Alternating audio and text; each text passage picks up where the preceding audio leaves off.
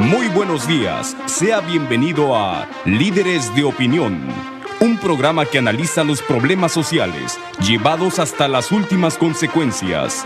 Líderes de Opinión, del Grupo FM.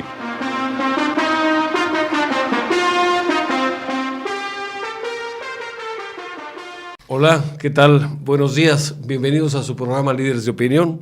Soy su servidor Francisco Ávila Camberos, conduciendo el programa en esta mañana y comentándoles que tenemos pues, la grata compañía, la grata participación de un personaje que ha incursionado en cargos muy relevantes dentro del gobierno federal y es actualmente el rector de la Universidad de las Américas en Puebla. Me comentaba ahorita cuando estaba platicando con el licenciado Luis Ernesto Derbez Bautista, que no solamente fue ministro de Economía o secretario de Economía en el gobierno del presidente Fox, sino que también tuvo a su cargo la Secretaría de Relaciones Exteriores. Es una persona muy experimentada, muy reconocida, muy preparada. Y bueno, yo estuve en el gobierno federal y tuve una grata experiencia o muchas gratas experiencias al poder tratar con él y recibir su apoyo para algunas gestiones que tenemos que realizar en el cargo que tenía de coordinador general de puertos y manejo mercante, siempre dispuesto a ayudar. Y en esa época, por si alguien no lo recuerda, la economía funcionaba muy bien, desde luego mucho mejor que ahora. Por eso le damos la bienvenida con mucho afecto a don Luis Ernesto Derbez Bautista. Muchas gracias. Bienvenido. Me da gusto verte, estar aquí en tu programa. Y la verdad es que sí fueron años complicados porque fue una transición difícil.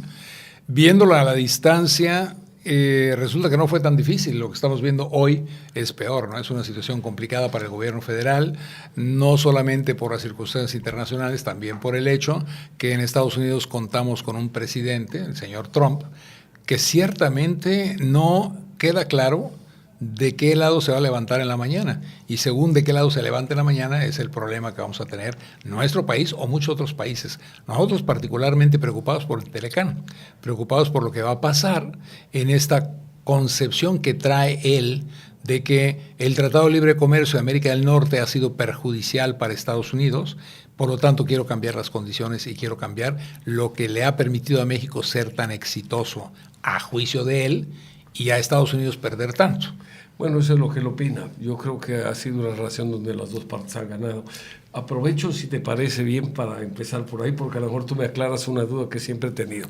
A la hora de manejar la balanza comercial, pues hay un déficit a favor de Estados Unidos o en contra de Estados Unidos por 70,000 millones de dólares. Y bueno, pues aparentemente ahí México sale ganando. Lo curioso del caso es que muchas empresas que tienen pues ventas importantes en Estados Unidos son empresas americanas. Y yo no sé si en esa balanza o en esa ecuación se ponga todos los recursos que ellas ganan aquí, esas empresas ganan aquí y que luego mandan a su matriz. Porque si esto se llega a considerar, a lo mejor la situación no es tan mala para los Estados Unidos y sí puede ser mala para México. Mira, la verdad, si lo observas, vamos agarrando la industria automotriz, que es, digamos, la más evidente en este proceso. México aproximadamente está vendiendo en dólares por exportaciones de automóviles a los Estados Unidos unos 120, 130 mil millones de dólares al año, entre los automóviles más una serie de otros productos secundarios, las autopartes que se mandan. Lo que nadie reconoce, lo que el mismo Estados Unidos no reconoce, es que para producir esos autos que estamos exportando, tenemos que comprar cosas en Estados Unidos.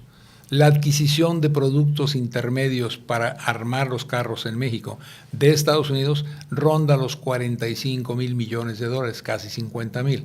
Es decir, sí es cierto que yo le exporto 120, 130 mil millones de valor de autos a los Estados Unidos, pero ellos me mandan a mí material para que yo lo ponga en esos carros de cerca de 50,000 millones de dólares. Por lo tanto, la diferencia son los 70,000 millones que yo sí le estoy poniendo, excepto que no lo estamos poniendo, porque estamos trayendo de China alrededor de unos 30 a 40 mil millones de dólares también que metemos en estos carros. Si lo vemos en ese contexto, dos cosas. Uno, Lo que ha ocurrido en el mundo es lo que se conoce como la integración de cadenas de producción. Tú ya no produces un auto mexicano, no lo produces desde la llanta, no. Tú compras cosas en China, compras cosas en Estados Unidos y las ensamblas aquí junto con cosas que se producen en México. Y la mano de obra, sin duda. Entonces, Trump no entiende este concepto. Trump no entiende el concepto de la cadena de integración.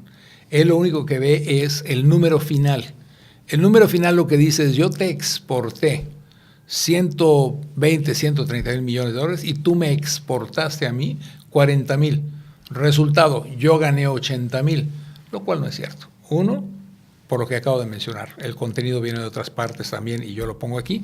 Dos, tú ganaste los 40 o 50 mil que me exportaste, pero además tu consumidor tiene un auto mucho más barato de lo que tendría si lo produjese todo allá o si lo produjésemos todo aquí en la región de Norteamérica.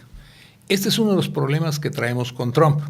Como no entiende este concepto. Acuérdate que Trump no viene del mundo productivo. Trump viene de la especulación. Exacto. Y entonces, ¿qué hace Trump?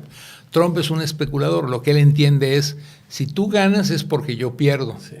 Cuando la riqueza hay que crearla y pueden salir todas las partes ganando. Y así es el problema. Bueno, este señor va a crear un problema serio, porque si se levanta una mañana y piensa que el grupo que lo eligió, que es un grupo minoritario en los Estados Unidos, está contento cuando él diga gané el pleito con México, va a tomar una decisión que tú y yo consideraríamos irracional, pero que él considera muy racional, porque su decisión es: rompo el Telecán, no me importa, con tal de quedar bien con mi electorado, que al fin y al cabo que a mí que me importa esta relación comercial que me están platicando que no entiendo. Lo que sí entiendo es: si rompo el Telecán, esta gente va a estar muy contenta porque yo voy a decir que lo hice para defender sus intereses. ¿Quién es esa gente? Ese tercio del electorado que votó por él. Y ese es el único que le importa. Y ese es el verdadero problema, que el hombre está jugando todo su programa de política sobre la base de un núcleo muy pequeño de la población norteamericana, que es el núcleo que le importa a él, porque es quien lo puso en la presidencia, quien lo puede reelegir en la presidencia. ¿Cómo trabajas con una persona que piensa así? Muy difícilmente. Y por lo tanto, el gobierno mexicano ha cometido un error. El error que ha cometido es mostrar miedo en la relación. El señor Ildefonso Guajardo, nuestro secretario de Economía actual, ya mencionó públicamente que estamos dispuestos a que una petición muy mala, que cada 5 años se renueve el tratado, no se renueve, pero sí se discuta. O se discuta. Entonces ya entraste en una dinámica de que estás aceptando que esto dura 5 años y a ver qué pasa después. Así no se puede planear. Yo creo que no. La segunda cosa que acaba de decir el señor es, bueno, esto de las reglas de origen, de dónde se producen las cosas que se ponen en el carro, aceptemos que se incremente el volumen hecho en Estados Unidos bajándole al chino. Si le bajo al chino, quien pierde es China, no soy yo. No es México, no es Estados Unidos, no es Canadá. Pero lo que no se da cuenta el señor Trump, y me parece curioso que no se dé cuenta nuestro secretario, si cambio las reglas de origen, voy a encarecer el producto, ese producto va a tener mayor costo, mayor precio. Y menos se va a vender. Y menos voy a vender. Y por lo tanto voy a empezar a perder en eso. Se habla aproximadamente, yo no sé si los números que me han dado sean reales, pero pues nada más si un vehículo que en parte se arma en México, se tiene que armar en Estados Unidos, calculan que puede subir entre 3 y 4 mil dólares de precio. Probablemente. La verdad es que nadie sabe porque no hemos hecho el cálculo, pero tienes razón. Esto es el costo y el diferencial entre lo que se produce en China y lo barato que lo producen, con el costo que tendría en el país de los más caros en mano de obra y demás, que es Estados Unidos. Porque lo que Trump está diciendo no es que se puede hacer en México. Lo que él está diciendo es: me quitas ese producto que traes de China para que se haga en Estados Unidos. Ahí está el costo y el incremento al que tú estás haciendo referencia, porque Estados Unidos es el país más caro de los tres. Ni Canadá ni México son tan caros, pero él quiere que se haga en Estados Unidos. Bueno, pues te va a salir mucho más caro, te va a subir el precio y vas a tener un problema. ¿Qué está haciendo en este momento? En este momento el señor lo que está haciendo es poner aranceles al acero, al aluminio. Ponte a pensar que Ford Motor Company, por mencionar una compañía, hizo todo un rediseño de sus famosas camionetas, estas Lobo y 100 y no sé cuántas cosas, para que pesaran menos. Y lo hizo sobre la base de transformar el acero y usar aluminio. Esto implica mayor demanda de aluminio de fuera de Estados Unidos porque no se produce suficiente en Estados Unidos. Ahora el señor Trump dice que le va a poner aranceles al aluminio, que le va a poner aranceles al acero. Si le pone aranceles al aluminio y al acero, le va a pegar a sus propios consumidores. Así es, y a sus propias compañías. Tengo otra pregunta antes de ir a una pausa. Si no hay empleos en México porque la industria automotriz se la llevan, México deja de recibir dólares. Si no tenemos dólares, ¿con qué le vamos a comprar gasolina? ¿Con qué le vamos a comprar todo lo que Estados Unidos nos vende? O sea que van a ahorcar ellos mismos al mercado y entonces van a perder por dos partes. Se le van a encarecer sus costos, va a tener que vender a Estados Unidos más caro y México no va a tener divisas con qué comprar. Así es. Eso ya nos pasó entre los años 29 y 33 del siglo pasado. Entonces, bueno, vamos de regreso a cosas que pensamos todos que habíamos dejado atrás, excepto Trump, porque Trump no entiende. Bueno, si tú tienes a una persona terca, mal preparada, que no entiende, tienes que prepararte para eso y no para que sea racional. Y eso es lo que no ha hecho el gobierno de México. Esa es mi preocupación, que el gobierno de México no ha preparado el terreno para que seamos más productivos, más competitivos. China no tiene un tratado de libre comercio con Estados Unidos, pero China exporta muchísimo a Estados Unidos. Porque es un país tratado de libre comercio. Es un país que vende a buen precio y que la calidad de los productos chinos, a diferencia de lo que recibíamos hace algunos años, ha ido cada vez mejorando más. Eso deberíamos ser los mexicanos, decir, no me importa el tratado.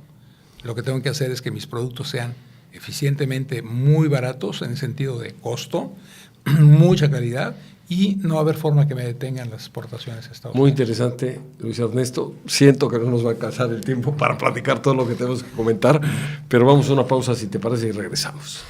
Continuamos en su programa Líderes de Opinión. Estamos platicando esta mañana con don Luis Ernesto Derbez Bautista, rector de la Universidad de las Américas de Puebla y además, pues, exsecretario de Comercio, exsecretario de Relaciones Exteriores en el gobierno de Vicente Fox. Luis Ernesto, pues no cabe duda que estamos metiéndonos en un camino muy sinuoso, porque además hay otra cosa, que eso también yo quería comentártelo.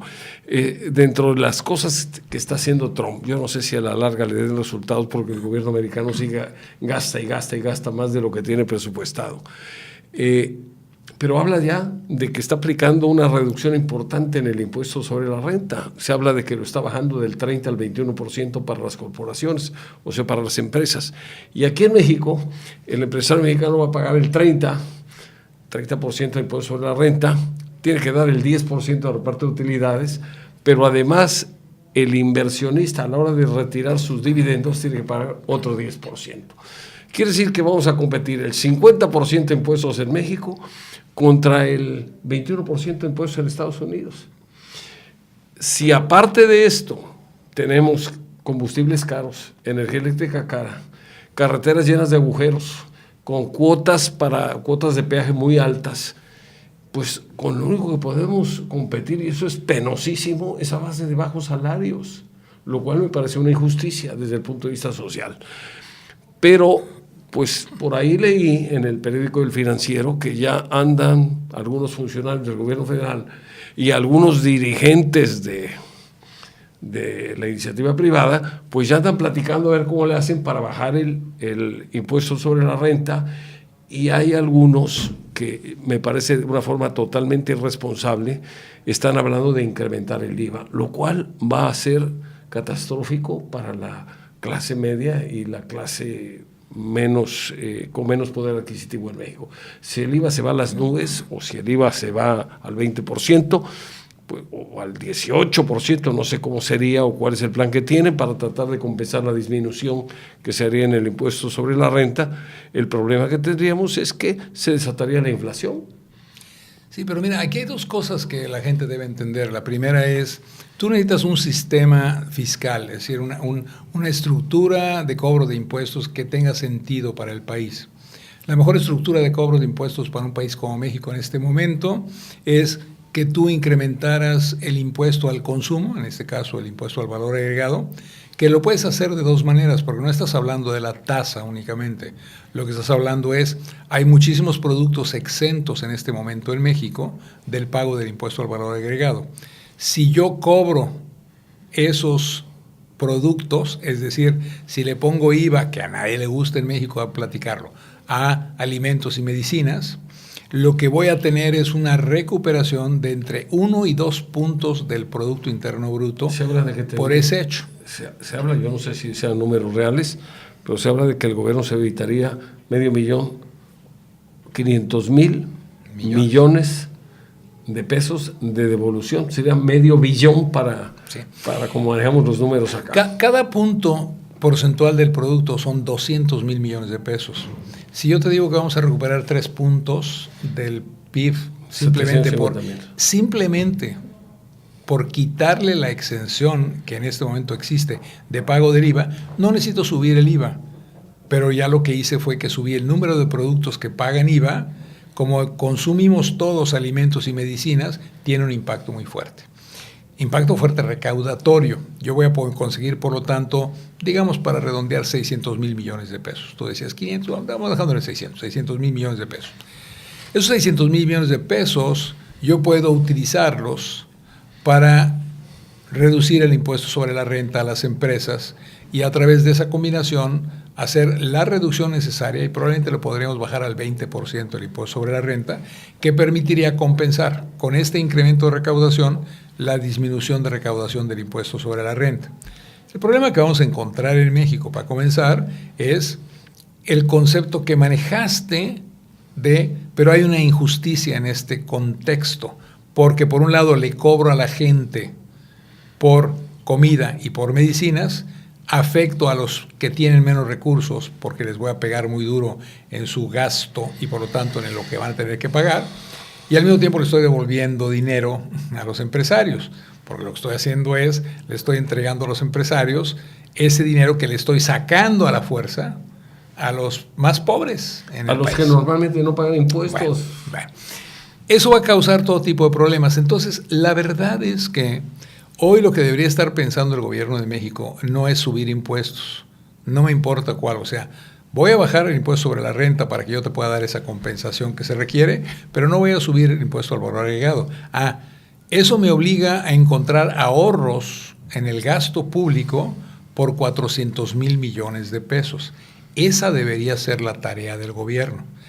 Ni tú ni yo queremos pagar más impuestos, y estoy suponiendo que en nuestro auditorio nadie, a menos que me compruebes que el uso de los recursos me da una rentabilidad, es decir, como ciudadano obtengo por mi pago de impuestos mejores servicios médicos, mejores servicios educativos, carreteras que no estén llenas de hoyos, luminarias que funcionen, seguridad que no tengo, de modo que tú y yo lo que vamos a decir es, mira, para que gastes el dinero tan mal, mejor lo gasto yo. Hazte el ahorro tú. Claro. Y entonces, gobierno, demuéstrame que haces el ahorro y después platicamos de aumento de impuestos.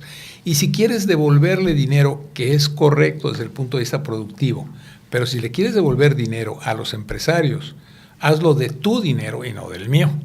No me saques más lana a mí, tú ponla. Lo que pueden hacer es a lo mejor dar incentivos para que haya inversión productiva.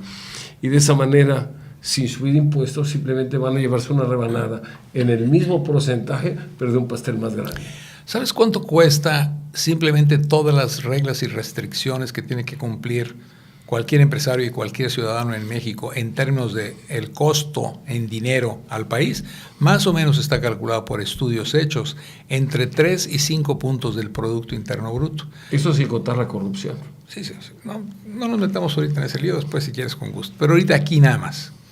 ¿Qué quiere decir? Que si yo libero al ciudadano, si yo libero a la empresa de todas estas tonteras burocráticas que le impongo para abrir un negocio, para mantener un negocio, para administrar un negocio, para registrar a tu niño cuando nace en tal cosa, en la otra, todas esas cuestiones burocráticas, México podría ahorrarse, los mexicanos nos podríamos ahorrar más o menos $1 billón. Bueno, cuando me dice el gobierno que no tiene de dónde recortar, yo te digo, ahí nada más. Si haces todas esas reducciones, le vas a devolver en términos de eficiencia a un empresario y a un ciudadano como tú y como yo, ese $1 billón. Déjame gastarlo yo. Si yo lo gasto en lugar de que tú me lo cobres en tonteras y en mordidas, porque ahí empieza el principio de la corrupción, si tú vas con un funcionario público y no puedes echar a andar tu negocio a menos que él te dé el permiso de tal o cual cosa, al rato te pide dinero, tú se lo das, entramos en el proceso de corrupción. Quítale esa autoridad al funcionario, no te puede corromper, ni tú vas a ser sujeto de corrupción. Bueno, debería haber voluntad y no pagar, está bien, pero como la gente no tiene voluntad, quitemos la oportunidad. Si tú puedes abrir tu negocio y nadie te puede impedir que lo abras, entonces ya resolviste un problema de corrupción, pero también resolviste un problema de que al bajarle el costo a la persona puede echar a andar un negocio mejor. Cosas tan tontas y tan sencillas, como decía una tía mía, ¿ya ves eso tan fácil? Pues ni eso hacen, ¿sí? Entonces, el gobierno tiene que empezar por definir esas cosas antes de que tú y yo le creamos. Por lo tanto, el gobierno lo que tiene que demostrarnos a nosotros es que sabe usar el dinero como tú lo usas y como yo lo uso, eficientemente en mis gastos. Ese es el primer paso que tiene que dar el gobierno. Con esos ahorros puede bajar el impuesto sobre la renta. Al bajar el impuesto sobre la renta, ya estamos otra vez en empate con lo que acaba de hacer Trump. Y al haber hecho eso, tenemos un país que no necesita inventar más impuestos ni más cobros a los ciudadanos. Ni más trámites, porque a veces no nada más es el pago de tal o cual cosa. No. Hay veces que uno prefiere pagar, pero dice uno, prefiero pagar, es más, voy a pagar, pero no quiero estar 50 vueltas para ver si ya está listo mi permiso, 50 vueltas para ver si ya está listo mi trámite, porque no solamente es la incomodidad de ir a pagar por un derecho que tiene un cobro exagerado, sino la cantidad de tiempo perdido en vueltas, en papeles, en que faltó la copia rosada, no le puedo dar trámite a esto, tiene la amarilla, la verde, la azul y la morada, pero la rosada no venía, por lo tanto, llévese sus papeles y vuelva otra vez a hacer la gestión. ¿Sabes qué pasó cuando el sismo del 19 de septiembre? Posterior al sismo del 19 de septiembre, como hubo derrumbe de edificios y quedaron dañados muchos en muchas partes de la República, específicamente donde pegó el temblor, un ejemplo es la ciudad de Puebla, donde yo estoy ahora, las autoridades dijeron que hasta que no tuvieras un perito y que ese peritaje dijera claramente que tú podías volver a iniciar operaciones de tu empresa, no podías reiniciar operaciones de tu empresa.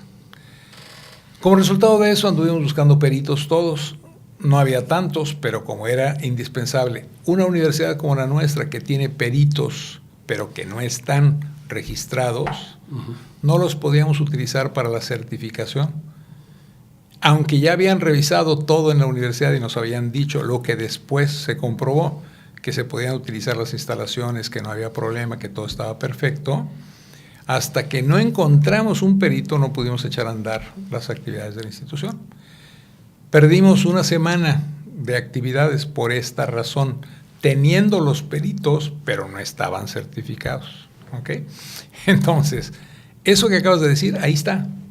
Si tú me permites que yo use mis peritos que tengo y después me verificas, pues entonces se acabó el problema y yo puedo operar una semana.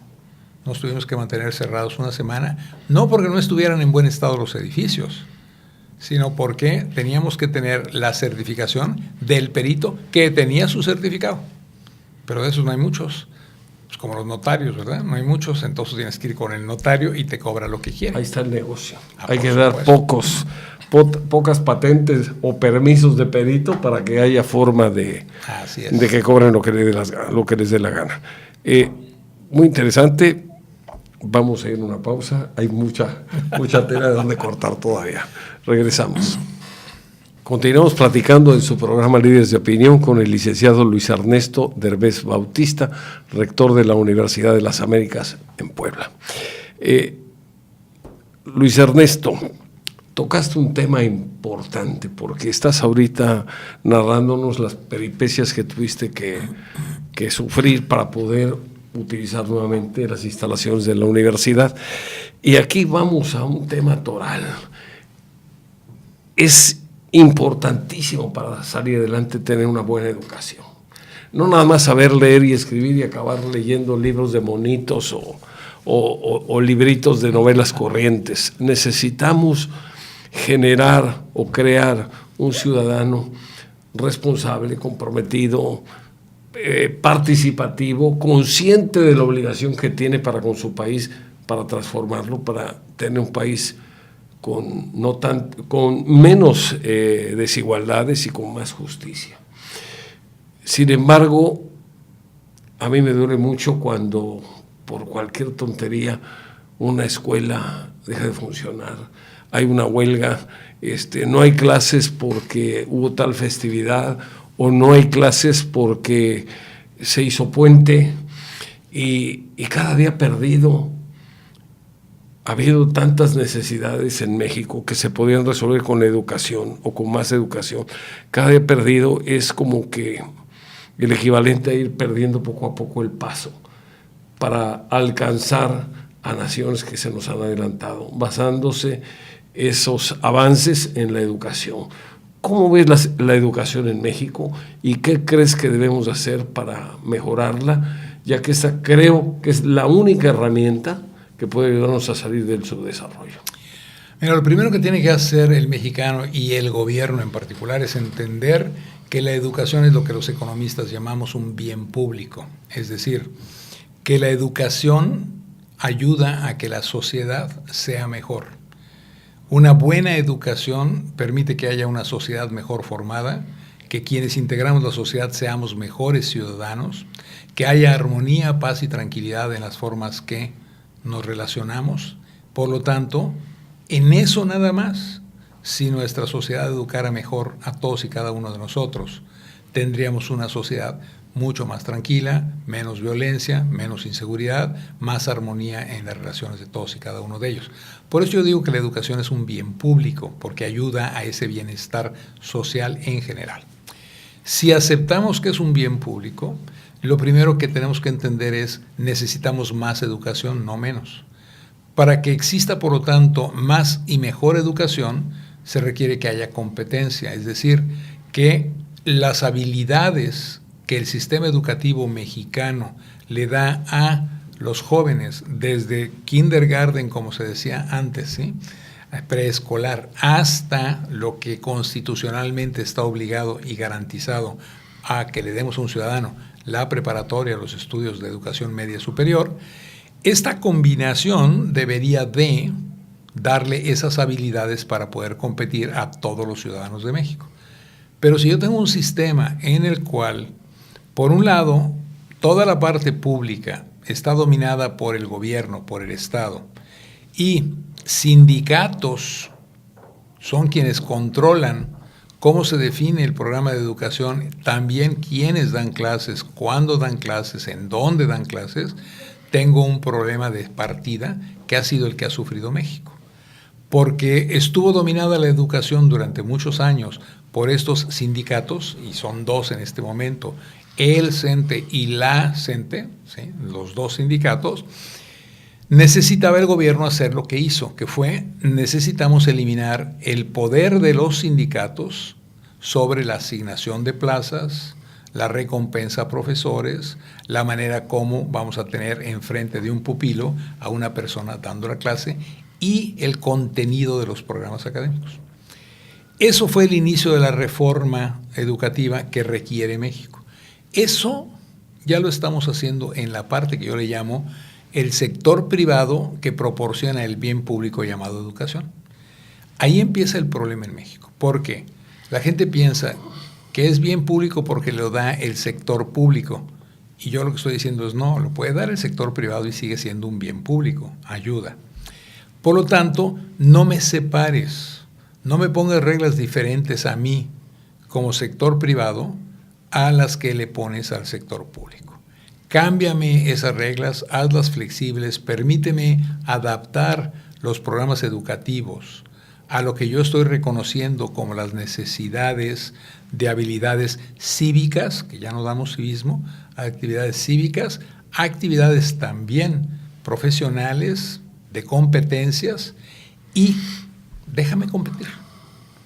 Porque si tú asignas a todos estos jóvenes en estos programas públicos y les dices que cuesta nada y creas esta ilusión de que cuesta estar en privado pero no cuesta estar en público, estás destruyendo la posibilidad de competencia. Porque nos cuestan. México gasta casi 5 puntos del PIB en educación. Debería gastar más, pero gastamos 5 puntos del PIB. Es un montón de dinero. Pero gastamos mal. Exacto. Gastamos mal. Porque no estamos usando los recursos adecuadamente.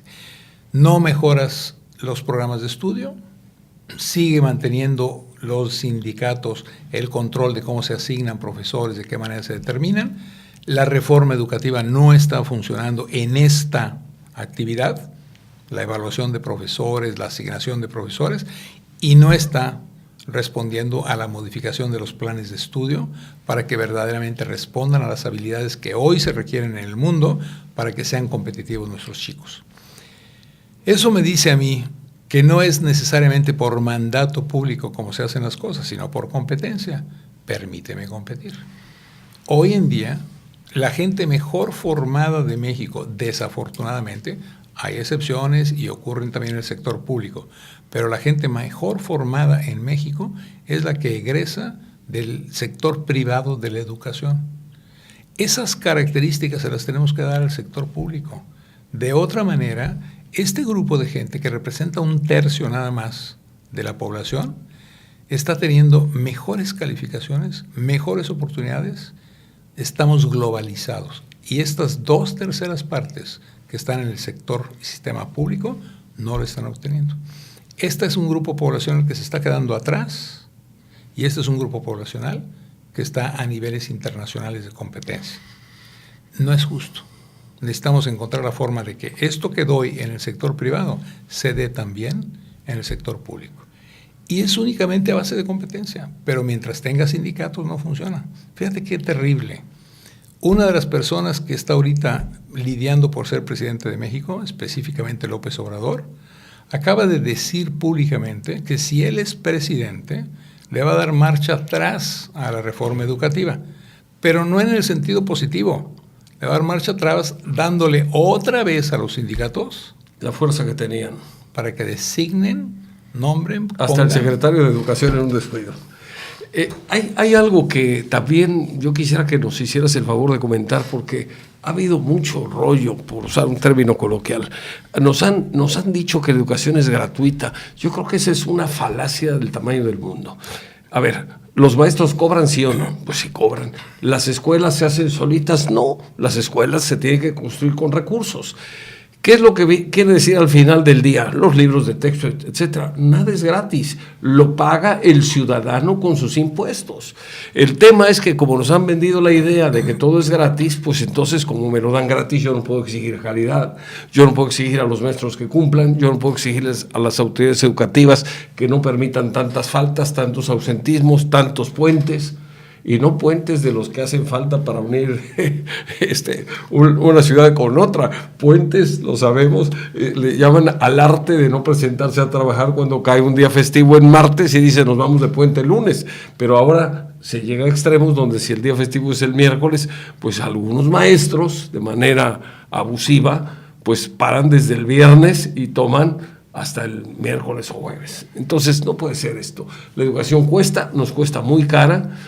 Y además hay mucho despilfarro. Tengo entendido, alguien me decía que había más de 40,000 maestros que cobraban en la Secretaría de Educación Pública y que no estaban frente a grupo. Así es. Estaban comisionados. Entonces hay ineficacia, desperdicio, pues muchas cosas que al final le pegan a lo que es la formación de los ciudadanos, pero de ciudadanos responsables.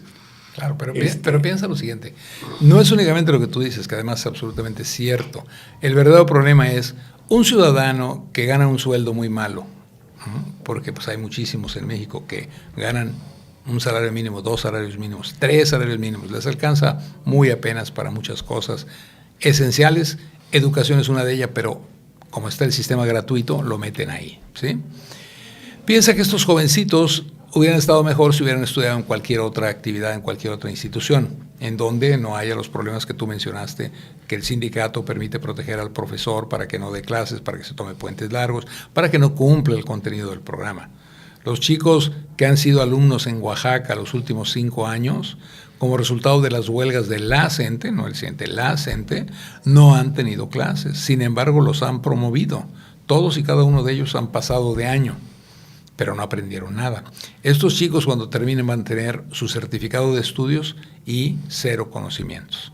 Ese es un problema, porque el chico se siente que me diste un certificado que dice que yo sé hacer cosas, pero no sé hacerlas. No puedo conseguir un empleo que valga la pena. Esos chicos no tienen una esperanza de vida adecuada. Todos los que estuvieron en Oaxaca en los últimos 5 años básicamente no tienen la capacidad de competir con jóvenes del mismo sistema público en San Luis Potosí, mi tierra. O a lo mejor aquí en Veracruz, no sé, pero en San Luis Potosí, mi tierra. En donde no se han suspendido las clases tanto, en donde sí han ido los chicos a estudiar, donde a pesar de todos los defectos que tú mencionaste, ese chico ya tuvo mejores posibilidades que el de Oaxaca. Estamos separando regionalmente. Curiosamente, donde está la CENTE es donde hay más atraso. Porque son los que Michoacán, controlan más. Claro. Oaxaca, claro, Chiapas, Guerrero. Claro, y es un círculo vicioso. Entonces, sí gastamos mucho, sí debe entender la población de México que el hecho de que no pagues tú una cuota no quiere decir que no cueste lo que estás tú recibiendo, pero sobre todo lo que la población de México debe entender es la mala calidad de lo que le están entregando. Este gobierno hizo un esfuerzo, este gobierno federal hizo un esfuerzo por modificar la estructura, pero no hicieron una cosa que es fundamental. No hicieron el que si tú no salías bien evaluado y no pasabas tu examen de conocimientos, te retiraran de inmediato de grupo. Ahora los mandan, creo que a un cargo administrativo. Deberían de correrlos porque no sirven. Pero te voy a ser sincero, no me preocupa si lo hicieran. El problema es que no es sino hasta la 3ª ocasión que repruebas cuando te ponen en el puesto administrativo. Eso quiere decir que si tú repruebas la primera vez, te dicen que no tienes los conocimientos para estar frente a grupo, pero no te quitan del grupo, sigues estando frente a grupo mientras te dan un programa de capacitación que tampoco te dan. Repruebas la segunda vez, tampoco te quitan de grupo. Hasta que repites la 3ª ocasión, te mandan a ese puesto que tú mencionabas. ¿Para qué quiere más gente administrativa? ¿Para estar haciendo qué? Pero tú y yo preferimos que estén ahí sentaditos. No, yo preferiría que ese dinero se usara en pagarle mejor a los maestros que enseñan bien. Pero mejor que me los quites aquellos y que me pongas a maestros que enseñen, porque si no lo que va a pasar es, todos estos chicos que tienen a ese maestro no están aprendiendo nada. Y eso tiene un costo muy alto para el país. Muy bien. Vamos a una pausa. Ya no sabemos si ponerse a reír, a llorar o a rezar. Pero vamos a una pausa. Pero México avanza. Estamos platicando en su programa Líderes de Opinión con el doctor Luis Ernesto Derbez Bautista, rector de la Universidad de las Américas. Y además, exsecretario de Relaciones Exteriores, exsecretario de Economía en el periodo del presidente Fox. Luis Ernesto, ¿cuáles son las soluciones para México? Esa es una pregunta. Otra pregunta rápido. ¿Qué haces en Veracruz? ¿A qué se debe el honor de tenerte aquí? Y tercera, ¿qué le pasó a Vicente Fox? No sé si nos alcance el tiempo. Déjame empezar por la última, porque yo creo que es la más interesante para ti y para mí, porque además fuimos miembros de ese gobierno. Yo pienso que el presidente Fox cometió un error cuando, al término de su mandato, creó algo que se llamó el Centro Fox, que todavía existe. Al crear el Centro Fox, lo que ocurrió para el presidente Fox es que necesitaba una estructura de un tamaño tal que pudiera presentarse como si fuese un presidente americano, porque traía esta concepción. Él creó un Centro Fox pensando en los famosos bibliotecas que hacen en Estados Unidos los expresidentes. Pero esas son dos cosas distintas. La biblioteca es un centro en el cual la gente puede ir a investigar respecto a lo que en el periodo de ese presidente se llevó a cabo, consultando documentos de los cuales se le dan copia al presidente que sale de todas las actividades de su gobierno. Se convierte en un centro de investigación, se convierte en un centro en el cual tú vas y observas lo que hizo el presidente, sus logros, sus fallas, etcétera, pero además puede ser investigación.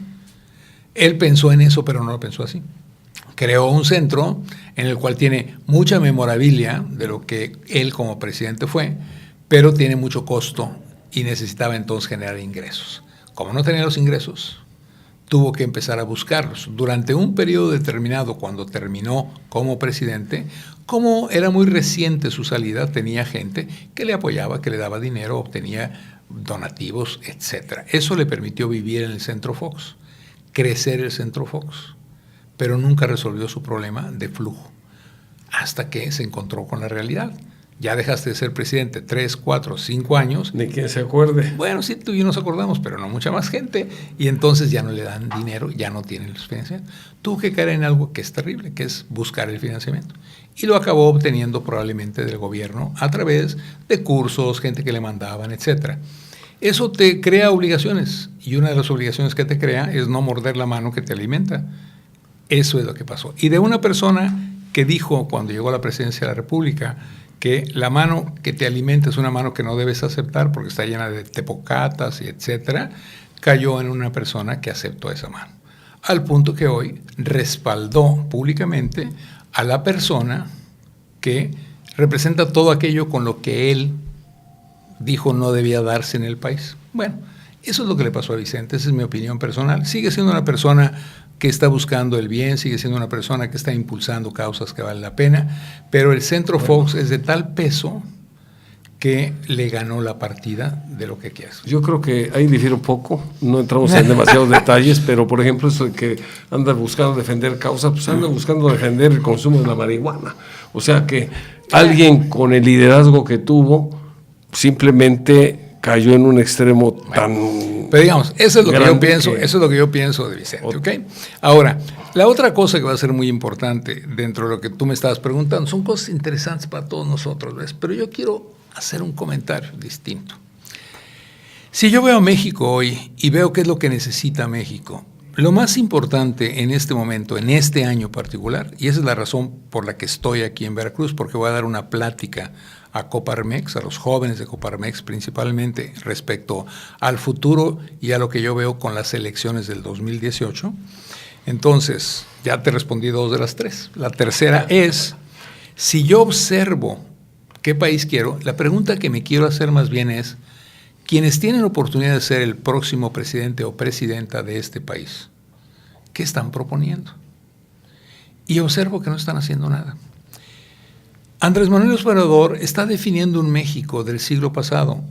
Lo está haciendo porque está diciendo cosas, porque escribió un libro en el cual deja en claro que quiere regresar al Estado interventor, el que agrega burocracia, no el que quita burocracia, el que agrega elementos de control, no el que quita elementos de control, el que agrega la participación del sector público, produciendo, participando en la economía y creando, por lo tanto, las condiciones que ya sabemos no funcionan, porque fueron las que hundieron a México en los años 70, 80 del siglo pasado. Ya lo vivimos, pero no es Venezuela, ¿ok? Esa es una mentira.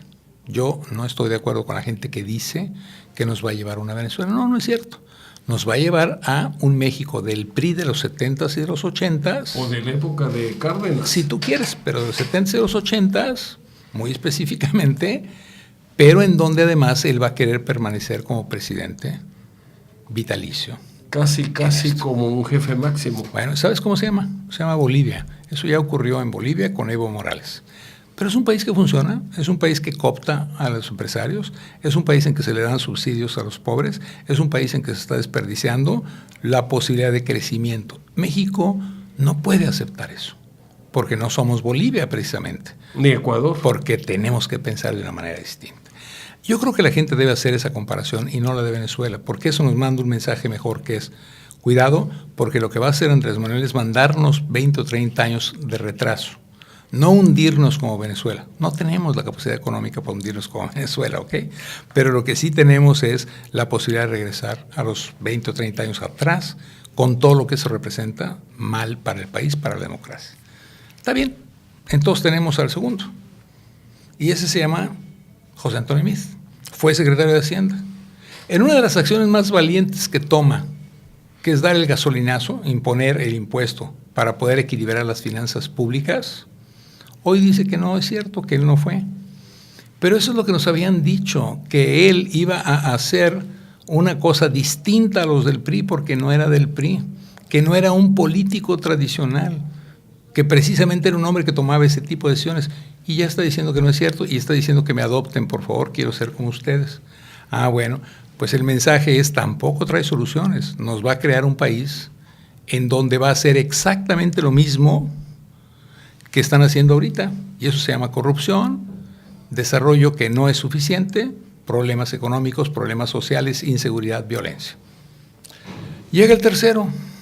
No estoy poniendo los independientes. Llega el tercero. ¿Qué está diciendo Ricardo Anaya? Nada. Lo que está haciendo Ricardo Anaya es jugando con tus emociones y con las mías. Se convierte en hombre araña cuando se trepa allá al poste de no sé dónde y o cuando desde canta, allá habla, se vuelve canta, baila, actor. anda en moto, etc. Son emociones. Se para y dice: me están atacando los del PRI, pero yo resisto eso porque soy superior a ello. Emoción. Y por último, te hace un planteamiento que es: yo voy a ser el segundo, o votas por mí o va a ganar Andrés Manuel. También es emoción, ¿ok? Fíjate, no nos ha tratado de convencer de qué haría, qué país ve, y tratar a través de convencimiento de lograr tu voto. Lo que está haciendo es a través de emoción, particularmente miedo, crear las condiciones para que votes por él y lo hagas presidente. Mi conclusión es: necesitamos empezar algunos ciudadanos como nosotros a llegar y decir: a ver, ¿qué necesita hacer el gobierno de veras? Ya que tú no me lo estás diciendo, déjame yo decírtelo como ciudadano.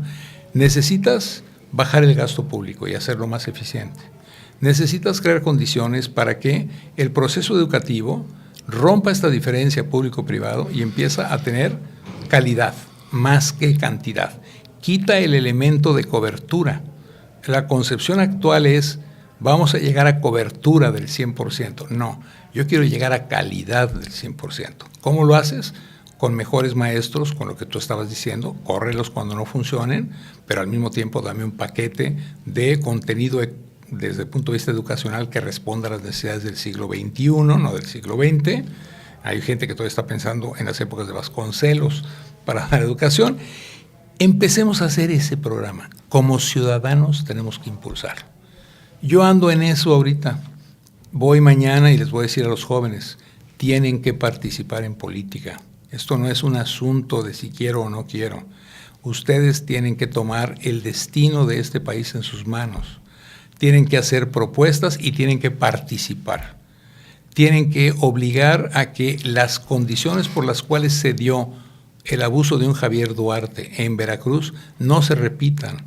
No es únicamente meter a Javier Duarte a la cárcel, que eso por supuesto, pero es también que las condiciones que permitieron que se generara un Javier Duarte en Veracruz, o un César Duarte en Chihuahua, o un Padres en Sonora, o los nombres que tú quieras para que veas que ni siquiera es partidista, eso no se repita. Eso no se repita. Por lo tanto, eso es lo que deberían estar haciendo nuestros políticos y nuestros administradores públicos, definiendo, en vez de revanchismo, quiero meterlo a la cárcel. ¿Por qué pudo robar? ¿Por qué fue posible que el tipo saliera impune de todas las cosas que se le atribuyeron? ¿Por qué es posible hoy que la esposa del ex gobernador siga gozando de los recursos mal habidos? ¿Por qué? Y ahí empezar a hacer el cambio con políticas que propongas para hacer eso como una diferencia. El ejemplo para mí es ese. Existe la ley, por supuesto, se la aplicaste a un jugador de fútbol, ¿verdad? Y a un cantante. A Rafael Márquez, a ese sí le pegaste. Al Julián, a ese sí le pegaste. Le congelaste sus activos. Pero los activos de la familia Duarte, aquí en Chihuahua, o de la Padres en Sonora, no se los has congelado. No me digas que es porque te faltan cosas. Si lo pudiste hacer con Rafael Márquez y con Julián, lo puedes hacer con ellos. ¿Qué te está evitando hacerlo? Esas son las causas de lo que nosotros llamamos en la universidad la impunidad. Rompe con la impunidad. A partir de ese momento acabas con la corrupción. Empieza a definir las bases de la impunidad. Eso, curiosamente, lo hace un estudio que hemos publicado en la universidad los últimos 2 años sobre las causas de la impunidad en el mundo y en México en particular. Y va desde necesitas más jueces, más juzgados, policías mejor pagados, mejor preparados, con mejores condiciones de empleo, entrenados en el nuevo sistema de justicia que impusiste, pero que no preparaste a la gente para responder a él. Y te puedo dar una lista interminable de las cosas que tiene que hacer el nuevo gobierno para que corrupción, violencia, inseguridad disminuyan, no que se acaben, disminuyan en México. Eso es lo que deberíamos estar empujando. Eso es lo que vengo a hacer mañana específicamente en la plática con estos jóvenes, porque lo que les voy a decir es, involúcrense. No me salgan con esto de que hay que ser neutrales, porque luego eso es lo que decimos los mexicanos. O que no hay que meterse en política porque la política es muy sucia y nos va a contaminar. Pues si es sucia, lo cual es cierto, metámonos para limpiarla. Así es. Y yo hago la broma en la universidad cuando predico con estudiantes, yo doy una clase y les digo, miren, no hay cosa que me gustaría más que ustedes participaran en política. Y por supuesto los jóvenes de inmediato me dicen, ay sí, en el Partido Acción Nacional, tú sabes que yo soy del Partido Acción Nacional. Y digo, no, yo preferiría que se metieran a Morena, porque si se meten a Morena van a levantar los niveles de calidad de ese partido y entonces vamos a tener una verdadera competencia. Si es que no los expulsan. Luis Ernesto, te agradezco muchísimo pues tu presencia aquí en Líderes de Opinión, tu valentía, tu congruencia para pues decir lo que piensas y además haberlo llevado a la práctica en una época donde pues creo que no se quedó mal. A lo mejor alguien falló, pero en términos generales creo que los resultados que dio el gobierno cuando participamos fueron muy superiores a los que venían dando los gobiernos anteriores. Se perdió el paso, bueno, a lo mejor hubo exceso de confianza, hubo otros factores que intervinieron, pero finalmente creo que se dieron buenas cuentas. Yo te agradezco enormemente tu presencia. Te agradezco también que hayas hecho un espacio para poder venir a platicar aquí con nuestro auditorio en Líderes de Opinión y te vamos a invitar para que en otra ocasión, si vienes a Veracruz, nos coordinemos y tengamos la oportunidad de seguir platicando sobre estos temas tan relevantes, tan importantes, si es que queremos que realmente se dé un cambio que tiene que impulsar la ciudadanía. No nada más esperar todos los políticos, hay que participar. Y así lo haré con todo gusto y muchas gracias por el espacio, por el tiempo y por la oportunidad de estar con tu auditorio, que la verdad pocas veces tiene uno tanto tiempo como el que me diste. Muchas gracias. Pues favor que me haces yo, además te quiero agradecer aquí de manera pública el hecho de que cada vez que estando en el gobierno federal toqué tu puerta, siempre me abriste, me atendiste y me resolviste. Muchas gracias. Al contrario, muchas gracias a ti, muchas gracias a tu auditorio. Gracias. Muy amables por el favor de escucharnos y de vernos a través de internet. Les deseamos que pasen un excelente fin de semana. Esperamos que hayan disfrutado esta entrevista y nos vemos y nos escuchamos, Dios mediante, la próxima semana en su programa Líderes de Opinión. Que tengan un excelente fin de semana. Muchas gracias.